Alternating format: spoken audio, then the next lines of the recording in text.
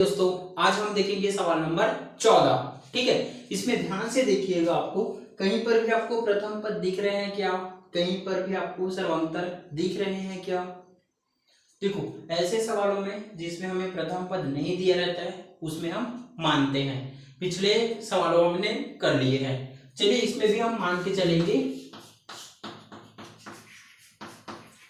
माना प्रथम पद ए है तथा सर्वांतर डी है, तो इसमें हमें पता नहीं है। अब ध्यान से देखिए, शुरू में कौन सा पद बोला है आपको? 12वां पद। ठीक है, तो आप यहाँ पे सूत्र लगाइएगा। पहले तो सूत्र क्या होता है आपका? समानांतर श्रेणी का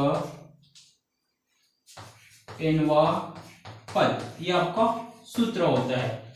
सूत्र क्या है? a plus n minus 1d, ये आपका सूत्र है। इसीलिए ये आपका इसीलिए का प्रतीक है,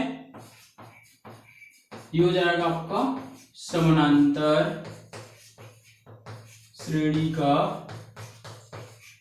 12वां पद। ये हो जाएगा आपका a प्लस 12 माइनस 1d, क्योंकि ये जो वाला जो पद होते हैं n का मान होते हैं, ये हो जाएगा आपका a प्लस 11d, ये हो जाएगा आपका समीकरण नंबर 1। ठीक है, उसके बाद आगे देखिए 5वें पद। ठीक है, अब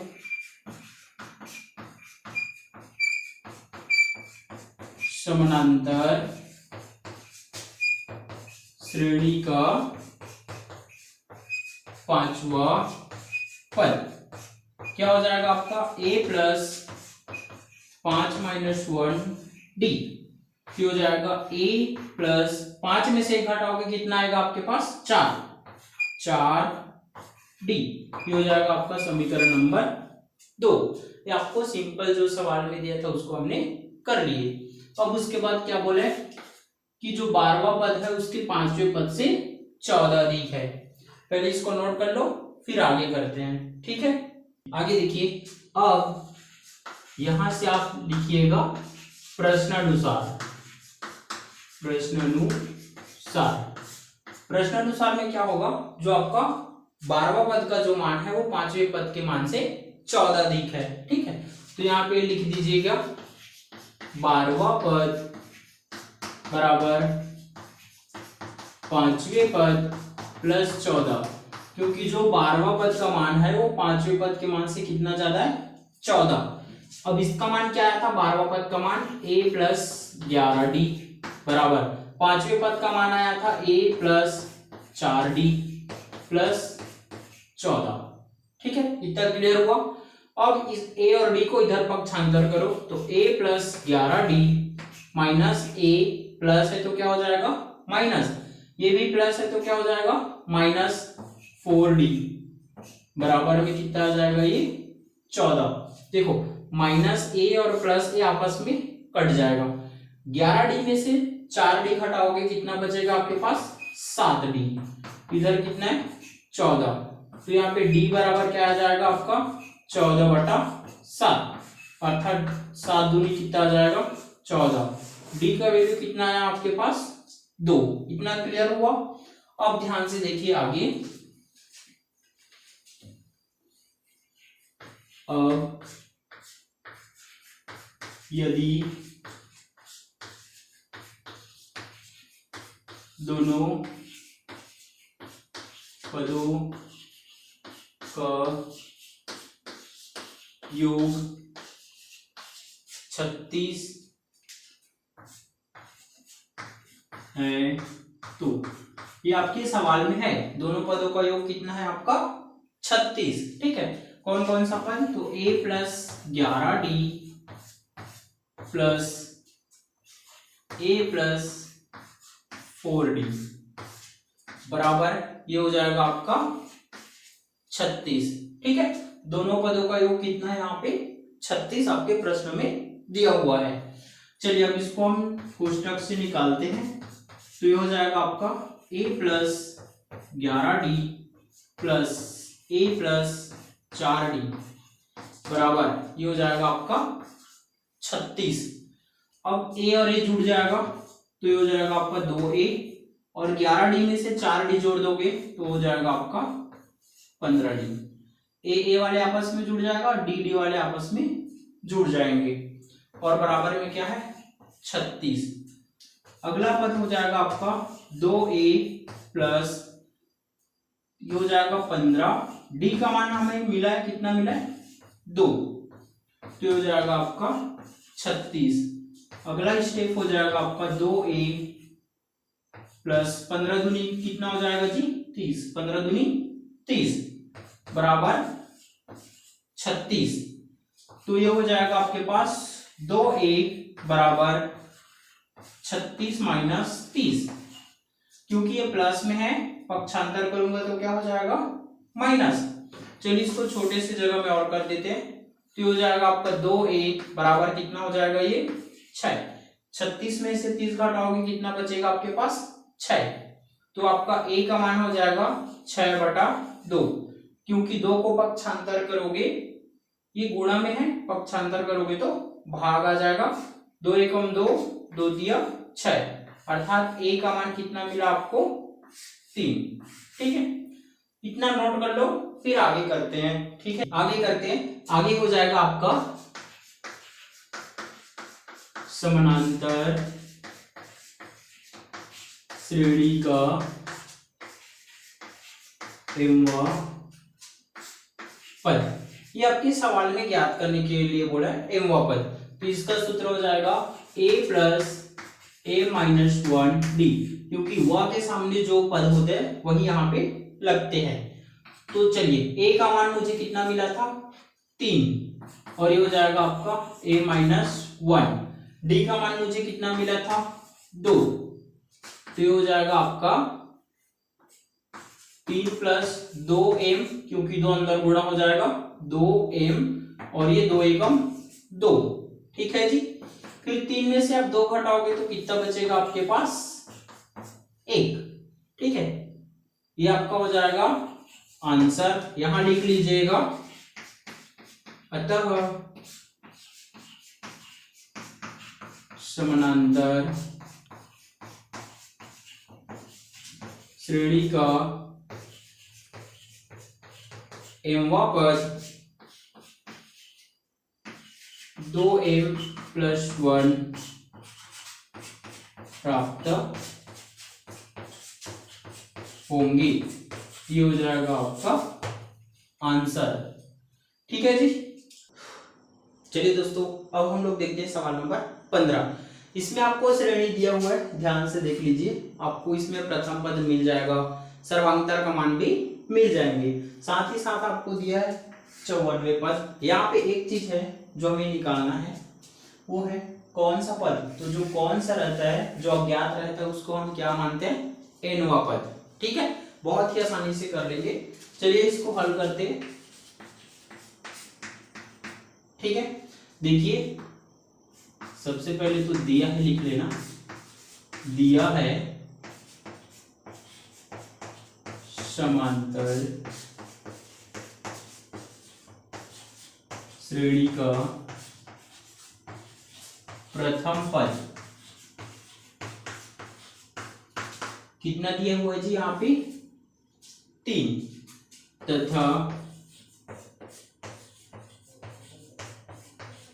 सर्वांतर, सर्वांतर क्या होता है जी द्वितीय पद माइनस प्रथम पद, अर्थात 15 माइनस 3, तो ये निकल जाएगा आपके पास 12, अर्थात प्रथम पद a का मान कितना है 3 और सर्वांतर d का मान कितना है आपका 12। ठीक है, अब माना वह पद n है, कौन सा पद बोला है तो उस पद को क्या मान लिया n, यहां लगा देना सूत्र। ये हो जाएगा आपका समानांतर श्रेणी का nवा पद। क्या होता है सूत्र आपका, a प्लस n-1 d। ठीक है जी।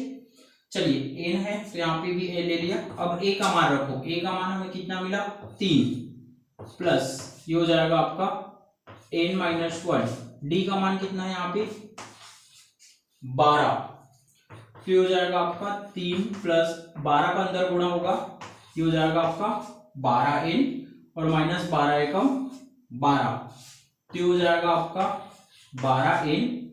12 में से आप 3 घटाओगे कितना हो जाएगा आपके पास -9, अर्थात nवां पद का मान कितना मिला मुझे 12n-9, ये हो जाएगा आपका समीकरण नंबर 1। इतना समझ में आया। इसके बाद हमें निकालना है 54वें पद। ठीक है, जैसे पिछले वाले सवाल में निकाले थे। इसको नोट कर लो, फिर आगे करते हैं। ठीक, आगे देखिए, अब बोला गया समानांतर श्रेणी का 54वां पद। ठीक है जी, चलिए निकाल लेते हैं हम लोग। ये हो जाएगा आपका समांतर श्रेणी का 54वें पद। क्या हो जाएगा आपका a प्लस ये हो जाएगा आपका 54-1 d। ठीक है, चलिए यहाँ पर भी a का मान कितना हो जाएगा 3 और आपका 54 में से 1 घटाओगे कितना आएगा 53, d का मान रख दो, कितना निकला था आपका 12।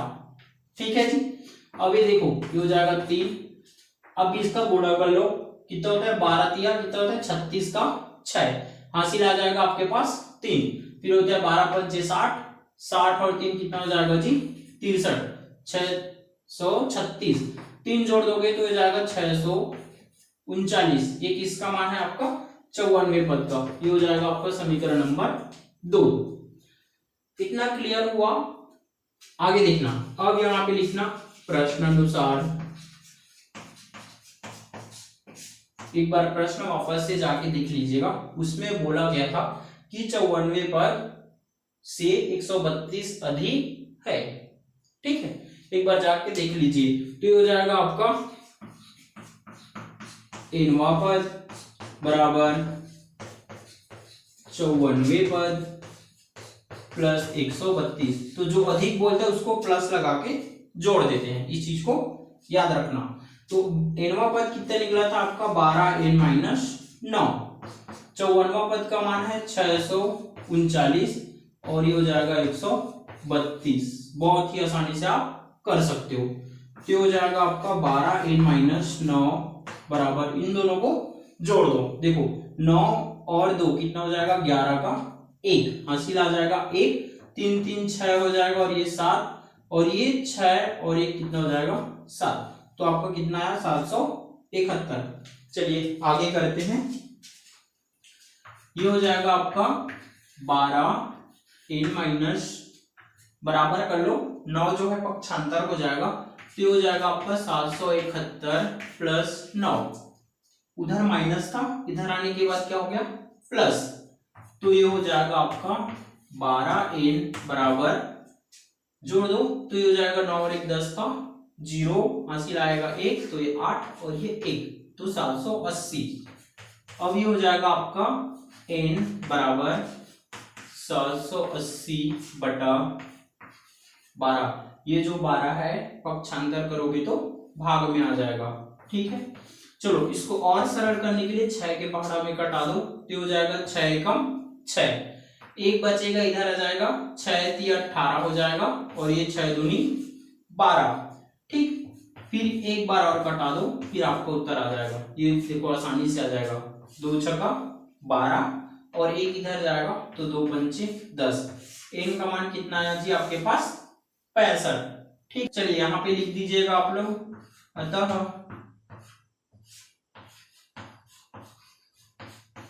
समांतर श्रेणी का वह पद 65 होगा। ये हो जाएगा जी आपका आंसर। ठीक है, बाकी के सवाल कल देखते हैं। ठीक।